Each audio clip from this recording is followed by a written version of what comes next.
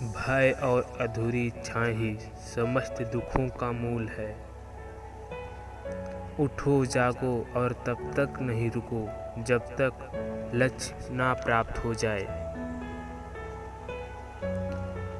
उठो मेरे शेरों, इस भ्रम को मिटा दो कि तुम निर्बल हो। तुम एक अमर आत्मा हो, स्वच्छंद जीव हो, धन्य हो, सनातन हो।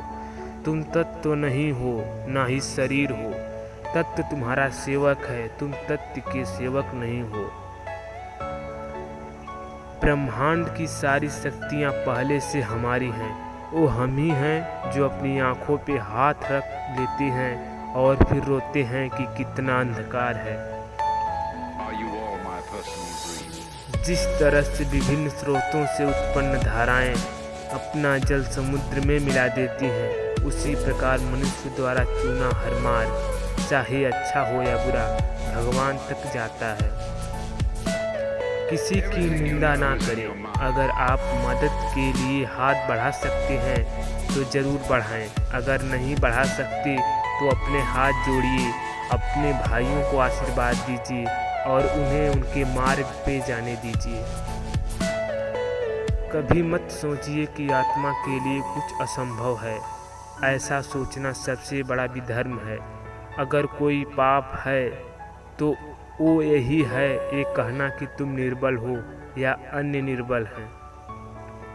अगर धन दूसरों की भलाई करने में मदद करे तो इसका कुछ मूल्य है, अन्यथा ये सिर्फ बुराई का एक ढेर है और इससे जितना जल्दी छुटकारा मिल जाए उतना बेहतर है। जिस समय जिस काम के लिए प्रतिज्ञा करो, ठीक उसी समय पर उसे करना ही चाहिए, नहीं तो लोगों का विश्वास उठ जाता है। उस व्यक्ति ने अमरत्व प्राप्त कर लिया जो किसी सांसारिक वस्तु से व्याकुल नहीं होता। हम वो हैं जो हमें हमारी सोच ने बनाया है। इसलिए इस बात का ध्यान रखिए कि आप क्या सोचते हैं। शब्द गौण है, विचार रहते हैं, वे दूर तक यात्रा करते हैं। जब तक आप खुद पे विश्वास नहीं करते तब तक आप भगवान पे विश्वास नहीं कर सकते। सत्य को हजार तरीकों से बताया जा सकता है, फिर भी हर एक सत्य ही होगा। विश्व एक व्यायामशाला है जहां हम खुद को मजबूत बनाने के लिए आते हैं। जिस दिन आपके सामने कोई समस्या ना आए, आप यकीन कर सकते हैं कि आप गलत रास्ते पर सफ़र कर रहे हैं। यह जीवन अल्पकालीन है, संसार की विलासिता क्षणिक है, लेकिन जो दूसरों के लिए जीते हैं वे वास्तव में जीते हैं। एक शब्द में यह आदर्श है कि तुम परमात्मा हो। भगवान की एक परम प्रिय के रूप में पूजा की जानी चाहिए, इस या अगले जीवन की सभी चीज़ों से बढ़कर। यदि स्वयं में विश्वास करना और अधिक विस्तार से पढ़ाया और अभ्यास कराया गया होता तो मुझे यकीन है कि बुराइयों और दुख का एक बहुत बड़ा हिस्सा गायब हो गया होता। हम जितना ज़्यादा बाहर जाएं और दूसरों का भला करें, हमारा हृदय उतना ही शुद्ध होगा और परमात्मा उसमें बसेंगे। बाहरी स्वभाव केवल अंदरूनी स्वभाव का बड़ा रूप है। जिस क्षण मैंने यह जान लिया कि भगवान हर एक मानव शरीर रूपी मंदिर में विराजमान है, जिस क्षण मैं हर व्यक्ति के सामने श्रद्धा से खड़ा हो गया और उसके भीतर भगवान को देखने लगा, उसी क्षण मैं बंधनों से मुक्त हूँ। हर वो चीज़ जो बांधती है नष्ट हो गई और मैं स्वतंत्र हूँ। वेदांत कोई पाप नहीं जानता, वो केवल त्रुटि जानता है। और वेदांत कहता है कि सबसे बड़ी त्रुटि यह कहना है कि तुम कमज़ोर हो, तुम पापी हो, एक तुच्छ प्राणी हो और तुम्हारे पास कोई शक्ति नहीं है और तुम वो नहीं कर सकते।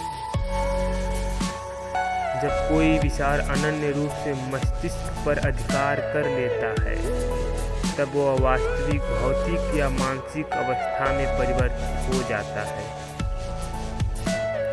भला हम भगवान को खोजने कहाँ जा सकते हैं अगर उसे अपने हृदय और एक जीवित प्राणी में देख सकते हैं। तुम्हें अंदर से बाहर की तरफ विकसित होना है। कोई तुम्हें पढ़ा नहीं सकता, कोई तुम्हें आध्यात्मिक नहीं बना सकता। तुम्हारी आत्मा के अलावा कोई और गुरु नहीं है। पहले हर अच्छी बात का मजाक बनता है, फिर उसका विरोध होता है और फिर उसे स्वीकार कर लिया जाता है। दिल और दिमाग के टकराव में दिल की सुनो। किसी दिन जब आपके सामने कोई समस्या ना आए या आप सुनिश्चित हो सकते हैं कि आप गलत मार्ग पर चल रहे हैं, स्वतंत्र होने का साहस करो। जहाँ तक तुम्हारे विचार जाते हैं वहाँ तक जाने का साहस करो और उन्हें अपने जीवन में उतारने का साहस करो। किसी चीज़ से डरो मत, तुम अद्भुत काम करोगे। यह निर्भयता ही है जो क्षण भर में परम आनंद दिलाती है। प्रेम विस्तार है, स्वार्थ संकुचन है, इसलिए प्रेम जीवन का सिद्धांत है। वह जो प्रेम करता है जीता है, वह जो सारथी है मर रहा है। इसलिए प्रेम के लिए प्रेम करो, क्योंकि जीने का यही एकमात्र सिद्धांत है। वैसे ही जैसे कि तुम जीने के लिए सांस लेती हो,